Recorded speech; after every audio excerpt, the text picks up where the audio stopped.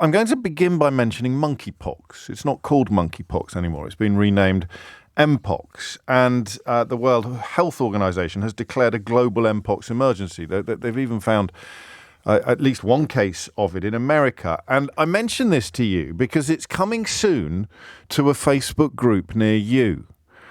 All of the people who are named today or many of the people named today in a very interesting Times investigation into who sowed or where the seeds of hatred that bloomed into racist riots last week, where those seeds were sown. And many of the names that are mentioned in this article will soon or are already jumping onto the Mpox bandwagon, claiming that it is a hoax or that it's not true or that it is somehow being invented, inflated in order to, and this is where I do still get a little bit confused, in order to control the population or contribute to the Great Reset or do something about two-tier Do you see what I mean? All of these nonsensical conspiracy theories oddly move as one, and the latest will be Mpox.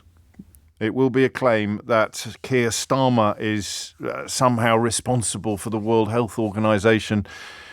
In fact, the serial criminal Stephen Yaxley Lennon is already making similar claims. They've just been sent this. They must have seen Keir Starmer playing his commie tactics and thought we want a piece of that. They're rolling out monkeypox again under a new name. Now, I mention that because when the Times started looking into why people joined the riots, how they could have ended up inciting violence, and what evidence there was of radicalisation. I obviously didn't know yesterday when I asked you who you thought had radicalised these people in the context of our conversation about Julie Sweeney, the 53-year-old who has been sent to jail for 15 months after calling for the mosque to be blown up with the adults in it. I didn't know that this rather good article, albeit for one slightly mysterious wrinkle that we'll get onto a little later, I didn't know that this rather good article would essentially seek to answer precisely that question. Who radicalised them? Who radicalised people like Dylan Carey or Tracy Pearson? And what they discovered on the forums where that radicalisation appears to have either taken place or certainly accelerated is that the anti-vax movement and other conspiracy theories like the Great Replacement, the idea that there are actual plans in place to somehow eradicate the white population of the West and replace it with people of colour, that all of these nonsensical and deeply dangerous, but crucially widely believed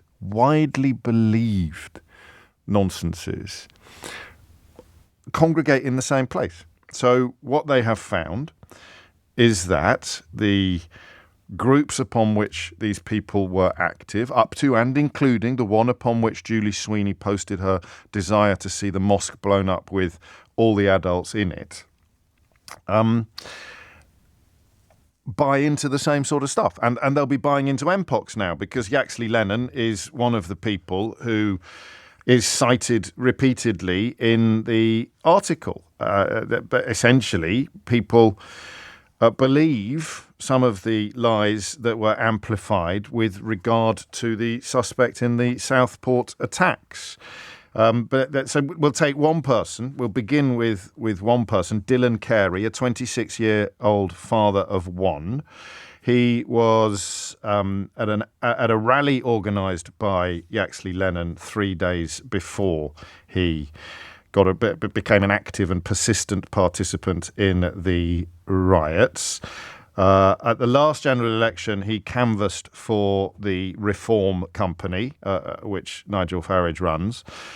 He was photographed at the rally organised by Yaxley Lennon with an England flag around his neck, and he was accompanied by his father, Philip. And of course, on the morning of the riots, Yaxley Lennon had told his followers on X that police were, quotes, gaslighting, end quotes, the public about the suspect in the Southport attacks. His barrister said in court that he blamed his presence at the rally for his transition from a hard-working family man to sitting before Liverpool Crown Court. But as we've heard, he was neck deep in this stuff. And his father is a regular poster on Facebook of all of these conspiracy theories, such as two-tier policing, an idea heavily promoted, of course, by Yaxley Lennon and also by Nigel Farage. He has shared beliefs in the anti-vax movement and fears that globalist elites are, quote, seeking the Great Reset. He also shared false claims about the Southport attacker. And what struck me about much of this, and he will almost certainly be jumping onto the Mpox bandwagon shortly, because all of these things seem to go hand in hand. That's going to be one of the questions I ask you. That's what I meant when I talked to you earlier about not knowing what question we were going to end up with at the end of this. I didn't know whether or not that would be one of the things that interested me most, but it is. It turns out it is. It wasn't what I expected to go in on first, which is the question of what it's like to love someone. Let's be honest. What it's like to love someone who falls down these rabbit holes. Because one of the most arresting, if you pardon the pun, stories told in this article is the story of a man called John England, who is from Mansfield in Nottinghamshire, and who said that a local hotel should be targeted by, and I quote, great English men. He told police that he knew his posts were racist and that he was ashamed of them, but he thought it would have taught the hotel owners a lesson if the hotel had been burned down.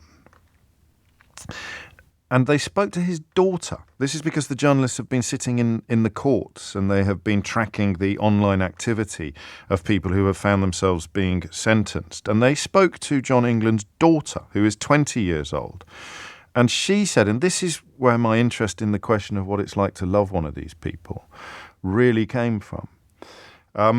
His daughter said she had refused to befriend her father on social media because of his right-wing anti-immigration views and the amount of time he spent on Facebook. She said, whenever topics of politics came up, I always moved the subject onto something else to avoid disagreements. And I just wondered what that was like, because I don't want to sound, I really don't, well, maybe I do actually. Let me just have a little pause to think whether yes, I think I do feel sorry for some of these people. I know that's probably white privilege. If it was me that they were trying to burn alive in a hotel, or certainly the people calling for it to happen who probably would have been fairly shocked if it did happen. I don't know that that includes this guy who told police that he did want the hotel to be burnt down because he thought it might teach the hotel owners a lesson. But I do find myself thinking that you can't ignore the role of radicalisation. All of these people, the stories are, I think, quite poignant. I don't want to dedicate too much of your time this morning to telling me why I'm wrong to use words like poignant or sympathy. But I do want to put it out there. I do want to be completely open with you, completely honest with you. I mean, who's worse? The hate preacher or the person that believes them? Do you know who got sent down for life the other day? You may have missed this. Anjem Chowdhury, who the British media turned into a sort of pantomime villain of Islamist extremism. And he was a tightrope walker. It was explained to me by some very clever people that I think he even did a law degree. He knew exactly where, I mean, he fell off the tightrope eventually, but for years he knew exactly what he was doing, exactly where the line was between provocation and criminality. And young people whose brains were boiled by his rhetoric, I don't think are 100% responsible for where they ended up. Some of the responsibility for radicalisation must lie, mustn't it, with the radicalisers. So I don't think that many of these people who have been sent to jail in the last few days would have been sent to jail if they hadn't spent so much time on these forums, if they hadn't spent so much time being radicalised. Now, that means that people listening to this programme now have got people in their lives who they love that have been through this process. It can happen perhaps to anyone. You can't be sort of intellectually or socially smug about this. You can't think, well, I'd never fall for that stuff. You have people in your life who have fallen for this potpourri of dangerous conspiracy theories, starting perhaps with anti-vax. One of the characters in this article certainly began his process of radicalisation during lockdown. He took a radical turn online, his online activity. This is Tyler Kay, the father of 3 who was jailed for 38 months for using his social media to encourage people to set fire to all the effing hotels full of the bleeps. 710,000 people saw that post. He also, Crown Court was told that the post revealed a racist mindset, and he was also giving advice to the people that he was exhorting to go and set fire to the hotels. But they've discovered that his online activity took a radical turn months into the pandemic in 2020 during the Black Lives Matter protests. He ended up accusing the British Olympic athlete Bianca Williams of playing the race card. A week before the Southport attack, he commented on a clip of Richard Tice, the deputy leader of Nigel Farage's latest publicity vehicle, with the words "Amen to this" after Tice described footage of a police officer kicking an Asian man in the head at Manchester Airport as reassuring. He also wrote that anyone rioting should be deported when Tice criticised police for failing to prevent unrest by a Romani family in Hare Hills in Leeds. The Facebook group, the Facebook community group upon which Julie Sweeney posted her call for the mosque to be blown up with all of the adults in it is interesting as well. Although, oddly, the print edition of the article in the Times omits this paragraph. The online edition does not, which usually means that someone on the editorial floor, someone very senior on the paper, after the article has been written, has decided to take it out. So Julie Sweeney, the primary carer for her husband, lived a sheltered life in a Cheshire village, and she ended up writing on her community Facebook group, "Blow the mosque up with the adults in it." She's now serving a 15-month jail sentence after appearing at Chester Crown Court. That page, the page upon which she wrote that, featured regular posts about immigration, anti-Semitic memes, and comments by Nigel Farage. Discussion had become heated after the Southport attacks and riots, with users writing things like, "This country wasn't built on Islam, there should be no mosques." So we know now the answer to the question that we asked yesterday: who radicalised these people? And part of the answer is Stephen Yaxley Lemon. I think we'll stick with that, actually. Stephen Yaxley Lemon, Richard Tice, and Nigel Farage, because they all appear on the online forums that were part of the process by which these people ended up calling for hotels containing asylum seekers or mosques containing Muslims to be burnt down. Contempt for the con man, compassion for the conned was a phrase I coined in the aftermath of Brexit, when I seemed to spend my entire life talking to people who believed things that were, to me, very easily disproved, things that were obviously untrue. But the longer it went on, the more sympathy I developed for the people who believed the stuff, and the more contempt I developed for the people who had conned them. And I think I've got space in my heart for a watered-down version of that. Because, look, voting to leave the European Union cannot be morally compared to calling for a mosque to be burnt down. But I do think that understanding the process by which this happens would be helpful for everybody. And so that is why I come to you.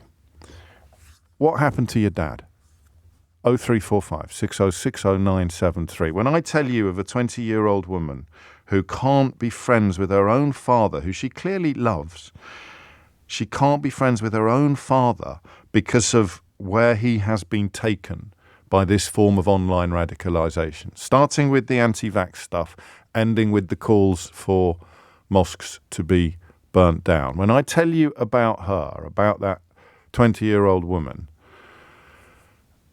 you think, crikey, I know exactly what she's been through. I know exactly how she feels, because I feel the same. It might be your partner. It might be your child. It might be your dad. It might be your mum. It might be your Auntie Doris. It could be anyone. The point is, the qualifying factor here is it's someone that you love or loved, because it might be an ex. And maybe you still have some love for the person that they used to be. But what is it like to watch these seeds of hatred bloom in the minds of someone that you love? Hit the numbers now, you will get through. It won't be easy, but I really, really want to hear your story today. What happens? What are the signs? Where's the point of no return? Just very briefly, because this has gone on a bit longer than it should have done. Do you remember the bloke who rang me ages ago? And his wife had had enough of him being so angry all the time, and she just made him put his laptop computer away. And I remember that call. We should try and dig it out. And he just said, so I stuck it under the sofa, James. I didn't go on it again. It was during the sort of EDL heyday. And within a week, he said, it had all gone. I just stopped being angry all the time. It had just ended. This was before social media was quite so all-encompassing. But what's it like if you don't put it away? What's it like to watch a person you love disappear down these sewers? And, of course, I suppose we have to ask how you feel about the Pied Pipers that lead them.